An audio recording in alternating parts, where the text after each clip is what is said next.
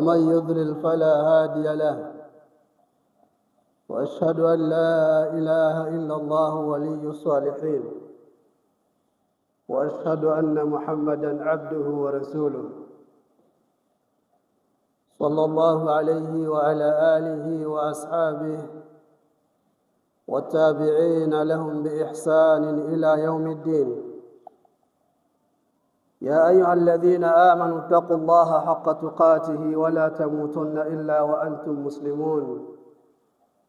يا أيها الذين آمنوا اتقوا الله وقولوا قولا سديدا يصلح لكم أعمالكم ويغفر لكم ذنوبكم، ومن يطع الله ورسوله فقد فاز فوزا عظيما.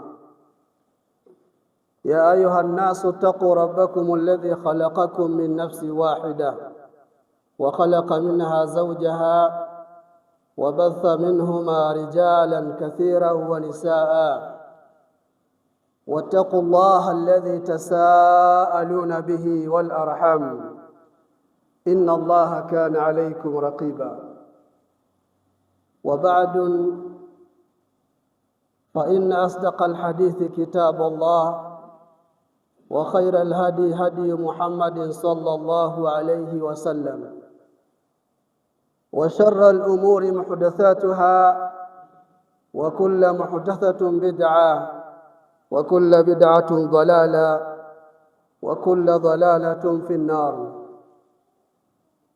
إخوة الأحباب، أولا أوصيكم ونفسي بتقوى الله عز وجل، ولقد فاز ونجا المتقون. Ndugu zangu, baada ya kumshukuru Allah subhanahu wa ta'ala na kumtakia rahma kipenzi Muhammad sallallahu alayhi wasallam, nachukua fursa hii kuwahusia pia kuihusia nafsi yangu dhidi ya kumcha Allah subhanahu wa ta'ala, hususan katika mwezi huu ambao ni miongoni mwa miezi ya Allah subhanahu wa ta'ala yenye ujira mwingi kwa amali ndogo. Ndugu zangu, tuwa katika mwezi miongoni mwa miezi mitakatifu, mwezi wa Muharram, lakini pia tupo katika saumu miongoni mwa saumu ambazo Mtume sallallahu alayhi wasallama amesema kuwa atakayefunga saumu ya Ashura basi anafutiwa madhambi ya mwaka uliopita.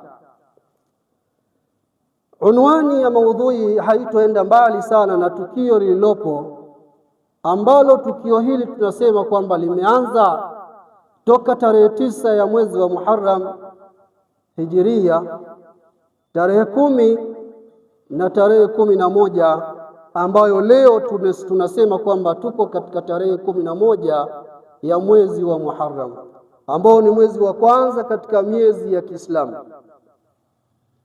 Kwa hiyo hutuba yetu itaendea au itazungumza hasa, itagusa tukio hili ambalo tuko nalo. Ndugu zangu, kuna wapo ambao walifunga tarehe 9 na tarehe 10 jana wakawa wamemaliza. Kuna wapo ambao walilenga tarehe 1 ambao ndio tarehe 10 pekee, ambao ilikuwa ni jana, pia wale pia wakafunga wakamaliza jana hiyo hiyo. Na kuna wapo ambao wameenda kutumia martaba ya 3 ambayo ni kufunga tarehe 9, tarehe 10 na tarehe 11, ambayo wanamaliza leo. Na kuna wapo ambao wamefunga tarehe 10 na tarehe 11, ambao wameanza jana wanamaliza leo. Wote hawa wako katika kheri, wote hawa wako katika kheri. Kwa hiyo ndugu zangu katika imani, wakati bado hatujatoka katika hili tukio, hebu tuangalie katika sheria tunapata mazingatio gani ndani ya tukio hili la Ashura. Ndugu zangu, hutuba ya leo itazungumzia al-ibratun min yaumi Ashura, mazingatio yanayopatikana ndani ya siku ya Ashura. Tuna mazingatio gani sisi Waislamu? Moja katika mazingatio, kwanza kabisa, ashkurullahi ala ni'amihi. Zingatio la kwanza ni kumshukuru Mwenyezi Mungu juu ya neema zake, kumshukuru Allah subhanahu wa ta'ala juu ya neema ambazo amempa mwanadamu. Si mwanadamu tu, amempa Muislamu. Atarudisha shukurani ya kufunga yaumu Ashura kwa neema ambayo Allah subhanahu wa ta'ala amempa, neema ya iman na neema ya nusra hapa duniani na kesho akhera. Qad thabata fi sahihaini, imethibiti katika sahihi Bukhari kadhalika sahihi Muslim, anna an-nabiy sallallahu alayhi wasallam lama qadima al-Madina, alipofika Mtume sallallahu alayhi wasallam katika mji wa Madina, wajada al-yahuda yasumuna, akawakuta Mayahudi wanafunga yaumu Ashura, wanafunga siku ya Ashura. Waqalu, na wanasema, hadha yaumu naja Allahu fihi Musa, hii ni siku ambayo Allah subhanahu wa ta'ala alimuokoa Musa wa qaumahu, na watu wake, wa aghraqa Firauna wa qaumahu, na akamwangamiza Firaun na watu wake. Faqala an-nabiy sallallahu alayhi wasallam, Mtume sallallahu alayhi wasallam akasema, nahnu ahqqu bi Musa minkum, sisi tuna haki kwa Musa zaidi yenu nyinyi, sisi tuna haki zaidi na Musa kuliko nyinyi. Fasamahu wa amara bisiyamihi, Mtume sallallahu alayhi wasallama akasimama kufunga yaumu Ashura na akaamrisha watu wafunge yaumu Ashura. Ndugu zangu, funga hii ilikuwa ni funga ambayo ni ya shukurani biizzati lislami, ni ya shukurani kwa ushindi wa Uislamu dhidi ya maadui. Musa alayhi salam amepewa ushindi dhidi ya adui yake Firaun baada ya kufanya dawa kwa muda, baada ya kupigana naye kwa muda, baada ya kushindana kihoja, baada ya kushindana kimatukio, kiayati min ayati Allah subhanahu wa ta'ala. Baadaye Musa alayhi salam akaamrishwa atoke katika huo mji. Firaun, kutokana na nguvu zake, kutokana na uwezo wake, kutokana na jabari aliyokuwa nayo, akataka kumfuata Musa alayhi salam kwa ajili ya kumwangamiza na jeshi lake, maana wafuasi wake. Badala yake Allah subhanahu wa ta'ala faaghraqahu, akamwangamiza yeye Firaun wa qaumahu, na watu wake au jeshi lake ambalo alikuwa nalo.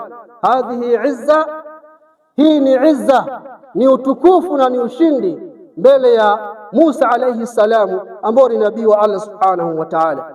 Hadhihi min al-ibari, hii ni miongoni mwa sehemu ya mazingatio kwetu sisi kwamba Uislamu ulianza kupata nguvu toka kwa manabii waliopita, na Allah subhanahu wa ta'ala anaendelea kuupa nguvu Uislamu kwa namna moja au nyingine. Haya ni mazingatio. Katika mazingatio ni kumshukuru Allah subhanahu wa ta'ala dhidi ya neema ambazo amemneemesha Muislamu au mu'min. Lakini miongoni mwa mazingatio, iqtidai bil anbiya'i was salihin. Katika mazingatio ndani ya yaumu Ashura ni kuiga manabii na kuiga watu wema. Kuiga manabii ni kumuiga Mtume sallallahu alaihi wasallam, Mtume Muhammad, namna alivyosimama kutekeleza ibada hii, lakini kuwaiga maswahaba namna walisimama kwa utaratibu wa kutekeleza ibada hii. Ndugu zangu,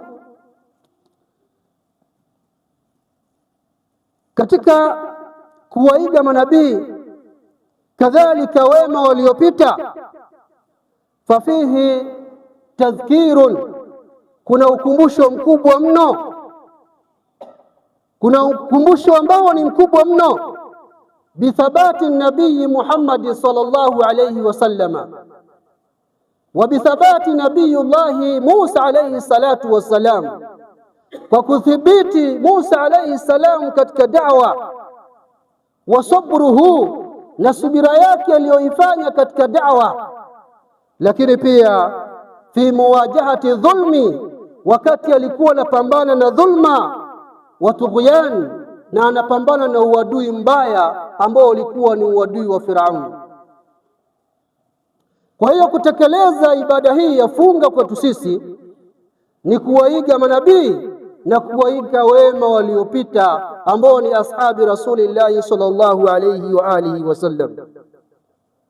Min al-ghibari, miongoni mwa mazingatio, fadlu as-siyami wa takfiri adh-dhunubi, miongoni mwa mazingatio ambayo tunayapata katika siku ya Ashura, kufunga yaumu Ashura, kwanza kabisa ubora uliopo ndani yake na kufutiwa madhambi ambayo unafutiwa madhambi ya mwaka uliopita.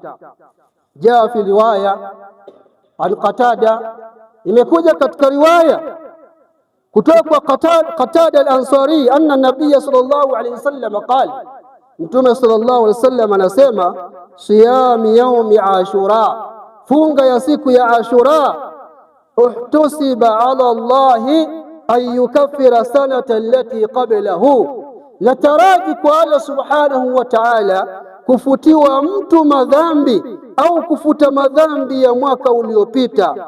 Wa min hadha alfadli, kutokana na fadhila hizi, a'dham alfadhail fi hadhihi al-ummah Muhammadiyya, ni miongoni mwa fadhila kubwa ambazo ziko ndani ya umma huu wa Muhammad. Kwa hiyo atakayesimama kutekeleza ibada ya saumu ya Ashura, Allah subhanahu wa ta'ala anamfutia madhambi ya mwaka uliopita. Wanachuoni wanasema madhambi yanayofutwa mwaka uliopita ni saghairi dhunubi laysa min alkabairi, ni madhambi madogo, si madhambi makubwa. Lianna alkabaira, kwa sababu madhambi makubwa, tahtaju taubatan nasuha, yanahitajia tauba ya kweli kweli uliye kwa Allah subhanahu wa ta'ala kwa madhambi makubwa uliyoyafanya. Lakini madhambi madogo yanafutwa na saumu ya Ashura.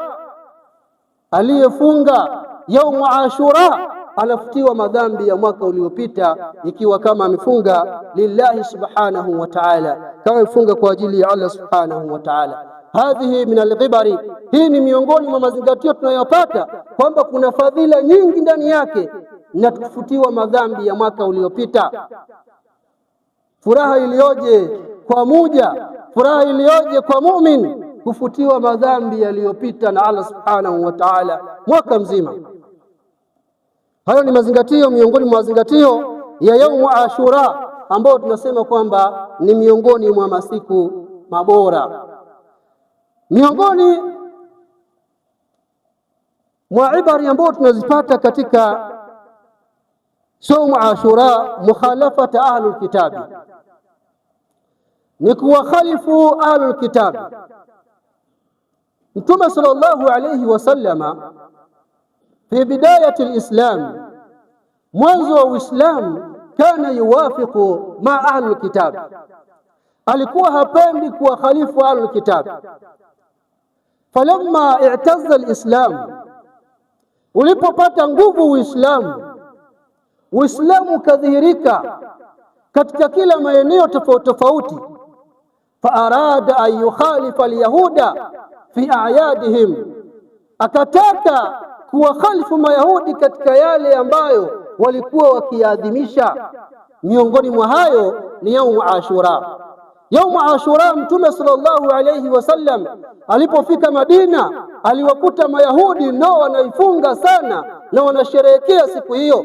Mtume sallallahu alayhi wasallama hakuwakhalifu mayahudi, akawaunga mkono, akaendelea na yeye akasema kwamba nami nafunga kwa sababu ya kushukurani mbele ya Allah subhanahu wa ta'ala dhidi ya kuokolewa Musa alayhi salam.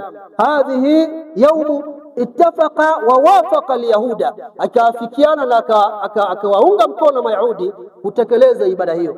Akawa Mtume sallallahu alayhi wasallam yasum Walyahudu kadhalika, akawa mtume anafunga, Mayahudi pia wanafunga na kuiadhimisha siku hiyo, kwa maana wanaenda sawa sawa. Siku moja inaafikiwa na Waislamu na siku moja inaafikiwa na Mayahudi. Mtume sallallahu alayhi wasallama baadaye Mtume sallallahu alayhi wasallama istahabba an-nabiy sallallahu alayhi wasallam an yadhumma ila Ashura yawm qablahu wa yawm ba'dahu, akataka Mtume sallallahu alayhi wasallama kuiambatanisha siku ya Ashura kwa siku ya nyuma kabla na siku ya mbele baada. Ina maana siku ya 9 au siku ya 11. Mtume sallama akataka kuambatanisha hivyo. Kwa sababu gani? Kwa sababu ya kuwakhalifu Mayahudi. Akasema Mtume sallallahu alaihi wasallama, la in baqitu ila qabilin la asumanna tasi'i, lau nikabakia mpaka mwaka ujao, basi nitafunga siku ya 9 na siku ya 9 na siku ya 10. Lidhalika yustahabu siyami Ashura, hivyo sasa inapendeza kufunga yaumu Ashura 9 wa 10, kufunga siku ya 9 na kufunga siku ya 10, au 10 wa 11, au kufunga siku ya 10 na siku ya 11. Kwa nini? Kwa sababu ya kuwakhalifu Mayahudi. Haya ni mazingatio ambayo tunayapata kwa Mtume sallallahu alaihi wasallam.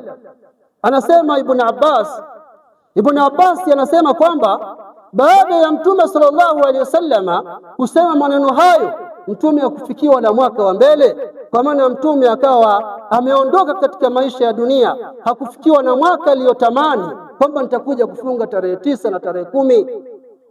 Ibn Abbas akachukua dalili na hoja kwamba kwa sababu Mtume alitamani kuja kufunga siku ya 9 na siku ya 10, basi kauli ambayo itakuwa ina nguvu kwa kuwakhalifu Mayahudi ni siku ya 9 na siku ya 10. Lakini pia wanachuoni wengine wakasema kwamba siku ya 11 au siku ya 10 au siku ya 11, hivyo pia ni kuwakhalifu Mayahudi. Wengine wakasema katika martaba ambayo unafunga siku 3, siku ya tarehe 9, tarehe 10 na tarehe 11, zote hizi ni hatua au ni martaba ambayo yamejuzishwa katika sheria ya Kiislamu. Kwa hiyo aliyefunga tarehe 9, tarehe 10, tarehe 11 yuko katika usawa, na aliyefunga tarehe 9, tarehe 10 yuko katika usawa. Nini? Mukhalafat al-yahud, kuwakhalifu Mayahudi, kwa sababu wao walikuwa wanapwekesha siku moja tu. Ndugu zangu katika imani, miongoni mwa mazingatio ambayo tunayapata ndugu zangu, itibari ambayo tunapata bihadithati tarikhi duna alghuluw walibtidai.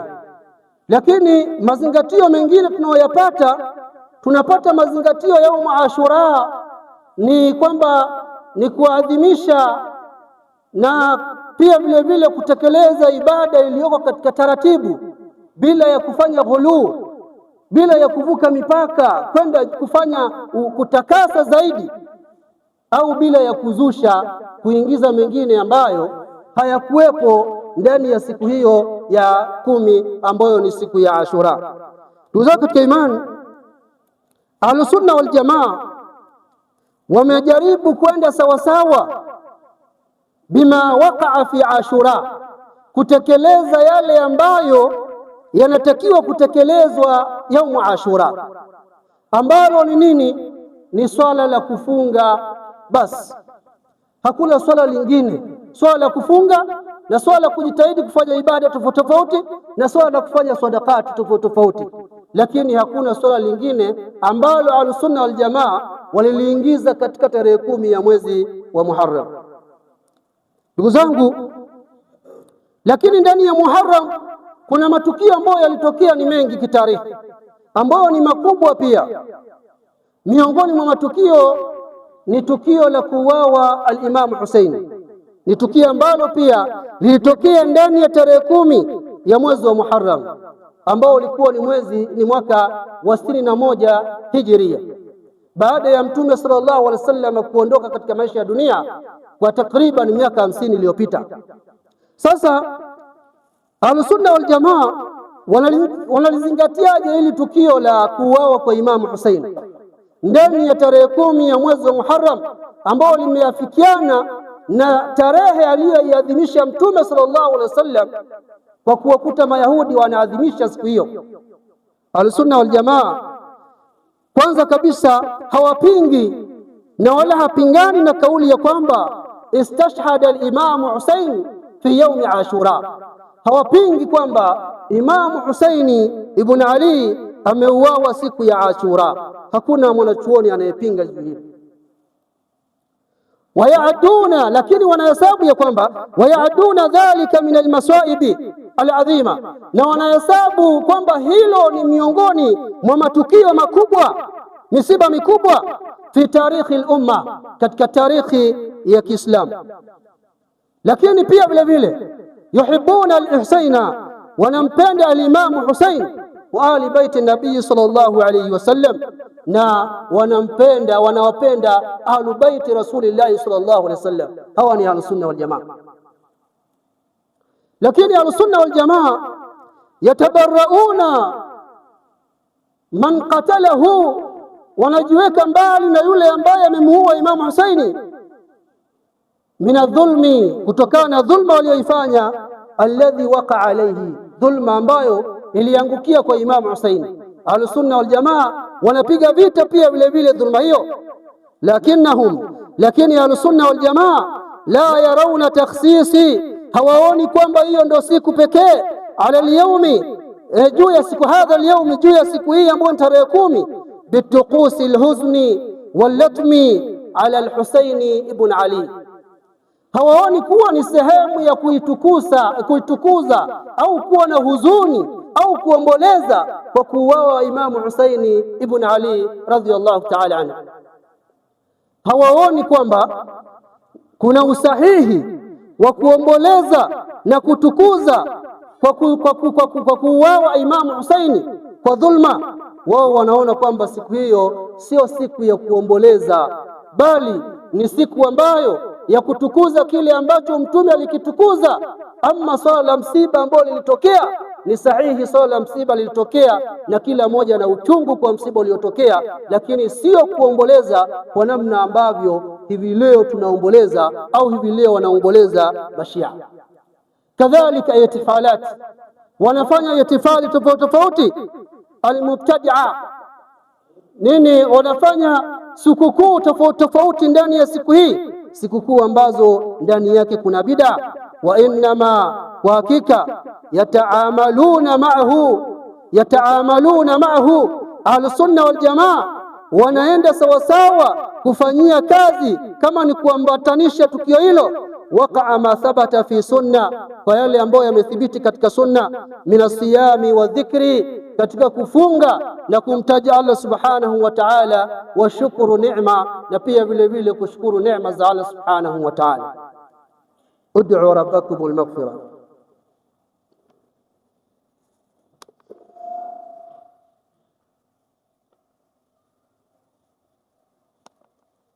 Alhamdulillah, thumma salatu wassalamu ala rasulillah sayyidil mursalin Muhammad ibn Abdullah salawatullahi alayhi wa ala alihi wa ashabihi wa sallama ba'd. Ndugu zangu, baada ya kumshukuru Allah subhanahu wa ta'ala, tunarejea katika hutuba ya pili. Hutuba yetu ya pili bado imebebwa na unwani kwamba mazingatio gani tunayopata kwa tarehe 10 ya mwezi wa Muharram, ambayo ilikuwa ni jana, na leo tuko tarehe 11. Wapo ambao bado tuko katika saumu leo hii kwa kuwakhalifu Mayahudi, kama alivyosema Mtume sallallahu alayhi wa alihi wasallam. Mazingatio ambayo tumeyapata nimetaja kadhaa, lakini miongoni mwa mazingatio ambayo tunayapata ndani ya siku hii ambayo ni tarehe 10 ya mwezi wa Muharram, tunapata kuwa kuna baadhi ya wanaojinasibisha na Uislamu kudhalilisha Uislamu, lakini kinyume chake pia kuadhimisha wale ambao waliudhalilisha Uislamu. Wapo ambao wanajinasibisha na Uislamu ambao ni ahlu Shia, wanajinasibisha na Uislamu kuudhalilisha Uislamu, lakini pia wanaadhimisha au wanaadhimisha wale ambao walidhalilisha Uislamu. Ndugu zangu, namna gani wanaudhalilisha Uislamu? Wanaudhalilisha Uislamu kwa sababu tarehe 10 ya mwezi wa Muharram, ambayo ilikuwa ni jana, ni siku pekee kwa wao kuadhimisha kifo cha Imamu Hussein, lakini ndani yake kuna hutuba tofauti tofauti ambazo zinasomwa, zinaainishwa katika jamii za kuwatukana maswahaba na baadhi ya maswahaba kulaaniwa. Hili ni jambo ambalo liko wazi, lakini ukimgusa moja katika wao atakwambia hatuwalani wala hatuwatukani. Hili ni jambo ambalo wao wanalikataa kwa namna nyingine, lakini kwa uwazi ni kwamba jambo hili lipo kwa wao. Wanakuwa ni wenye kuwatukana maswahaba, wanawatukana maswahaba ambao ndio wameupigania Uislamu mpaka kufikia kuuawa Imamu Hussein. Wamepigania Uislamu ndio kufikia mpaka hivi leo sisi tumeupokea Uislamu na tunaendelea kuwa na Uislamu huu. Hasatan miongoni mwa mambo ambayo yanaadhimishwa katika vikao ambao huwa vinafanyika ni kutukanwa maswahaba, hasatan wale maswahaba wakubwa ambao wamejaribu kuipigania dini, ukweli wa kuipigania, wa mwanzo kusilimu, pia vile vile wa mwanzo kuupigania Uislamu, akina Abubakari, akina Umar, akina Uthman, Ali ibn Abi Talib na wengineo. Hawa wote hawa wanaingizwa katika grupu la kwamba Allah subhanahu wa ta'ala awalani, malaika wawalani na watu wote wawalani. Kwa nini? Kwa sababu ya kwamba walijaribu kupigania Uislamu kisahihi ya kufika katika dunia na pia vile vile kuendelea mpaka hivi leo juu ya Uislamu sahihi, kwa sababu wao wanataka kuupotoza Uislamu. Tuwachukia wale ambao wameufikisha Uislamu sahihi, alafu tuwapende wale ambao hawajaufikisha Uislamu sahihi.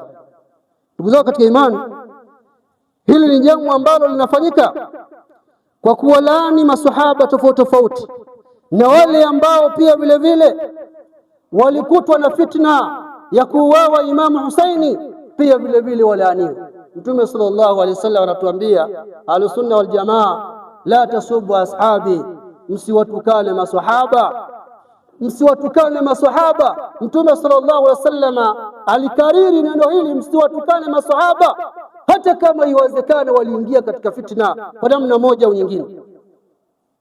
Lakini pia nimesema kwamba wanawatukuza watu ambao waliudhalilisha Uislamu. Moja katika watu ambao waliudhalilisha Uislamu, bwana mmoja anaitwa Abu Lu'lu' al-Majusi. Abu Lu'lu' al-Majusi huyu ndiye ambaye katala Umar ibn Khattab, alimuua Umar ibn Khattab, radhi Mwenyezi Mungu ziwe juu yake. Huyu bwana kaburi lake mpaka hivi leo linatukuzwa na Mashia, mpaka hivi leo wanaenda kuzuru kaburi lake, na moja katika makubwa wanaoyafanya kutukuza ni kwamba wanaamini au wanazingatia ya kwamba ni shahidu min shuhada allati qatala Umar la'anahu Allah, ni miongoni mwa shahidi katika mashahidi ambao wamemuua Umar ibn Khattab, ambao wao wanamlaani Umar ibn Khattab. Ndugu katika imani, huyu bwana wanazingatia kwamba yeye ni miongoni mwa mashahidi, ni shujaa, wanamuita shujaa dini, ni shujaa wa kidini aliyeweza kumuua Umar ambaye alikuwa akiogopwa, Umar ambaye alikuwa akipita njia hii shetani hapiti, shetani anapita pembeni, Umar ambaye ameupigania Uislamu. Huyu bwana Abu Lu'lu' al-Majusi, wao hivi leo wanampiga kifua kwamba ni shujaa miongoni mwa mashujaa ambao wamemuua Umar ibn Khattab. Tunasema kwamba hii ni sehemu ya kuudhalilisha Uislamu. Kwanza ni sehemu ya kuudhalilisha Uislamu na kuona wale ambao waliudhalilisha Uislamu kuwa ni watu bora na kuwatukuza watu hawa na kuzuru kwenye kaburi lake kwa ajili ya kwenda kufanyaje? Kwenda kushuhudia ya kwamba yeye ndio shujaa hakuna shujaa aliyotokea kabla baada yake yeye huyu bwana ambaye alimuua Umar ibn Khattab radhiallahu ta'ala anhu. Ndugu zangu katika imani, hili pia ambalo tunasema kwamba ni siku ya tarehe 10 linafanyika jambo hili la kwenda kupewa tazkia huyu bwana aliyemuua Umar ibn Khattab, lakini pia kudhalilishwa maswahaba wa Mtume sallallahu alaihi wasallam ndani ya tukio hii au ndani ya siku hii, siku ya 10. Haya ni mazingatio kwa Muislamu. Tunapata mazingatio kwa Muislamu kwamba siku ya 10 ina mambo, kuna mambo mazuri na mambo mabaya. Mambo mazuri ni kufanya yale aliyofundisha Mtume, mambo mabaya ni yale ambayo yamezushwa baada ya Mtume sallallahu alayhi wa alihi wasallam. Rabbana atina fid dunya hasana wa fil akhirati hasana wa qina adhaban nar. ربنا اغفر لنا ولإخواننا الذين سبقونا بالإيمان ولا تجعل في قلوبنا غلا للذين آمنوا ربنا إنك رؤوف رحيم. عباد الله، إن الله يأمر بالعدل والإحسان وإيتاء ذي القربى وينهى عن الفحشاء والمنكر والبغي يعظكم لعلكم تذكرون. فاذكروا الله العظيم يذكركم واشكروه على نعمه يزدكم ولذكر الله أكبر والله يعلم ما تصنعون. فأقم الصلاة.